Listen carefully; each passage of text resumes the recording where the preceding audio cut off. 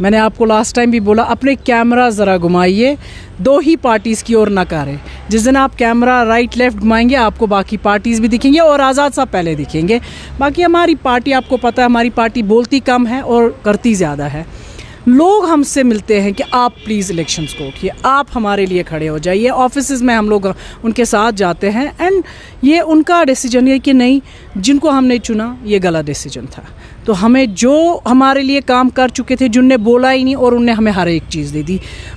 हज हाउस जो हमारे पास नहीं था, ट्यूलिप गार्डन जो हमारे पास नहीं है, इनके आप देखेंगे बहुत ही मुझे लगता है शायद कोकन हाफ के बाद यहाँ ही एक ये ट्यूलिप गार्डन है और तो कहीं देखने को नहीं मिला है मुझे भी।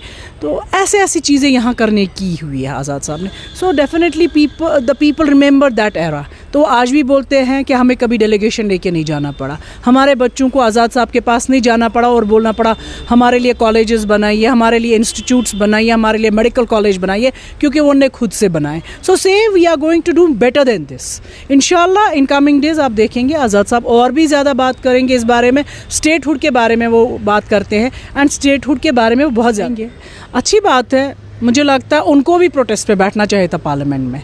जो ये बोल रहे हैं क्या ऐसा, he should sit on the parliament on the protest, क्योंकि वो पार्लियामेंट में बोल सकते हैं इस time. Is M P, he has been selected, तो उनके लिए वोट लोगों ने किया। बहुत सारी उम्मीदें हैं कश्मीर, जम्मू कश्मीर के लोगों को उससे, स्पेशली कश्मीर के लोगों को, क्योंकि वो कश्मीर से जीत के निकले हैं।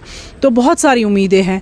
जैसे उन्होंने बोला कि हमारे बच्चों को बसेस से रोका जाता है, रुकाया जाता है, एंड वो नहीं होना चाहिए, इट शुड बी स्टॉप्ड। खबर नहीं है, वो MLA है, उनका MLA फंड आता है, वो एक एरिया के रिप्रेजेंटेटिव है। जो नहीं कर सकते आप मीडिया पे आ जाइए, उनका पूरा नाम दीजिए, एक्शन लीजिए उस ऑफिसर के खिलाफ, देखिए काम कैसे करते हैं। जब आप 2 को सस्पेंड करेगा, तीसरा खुद ब खुद ही अलर्ट हो जाएगा।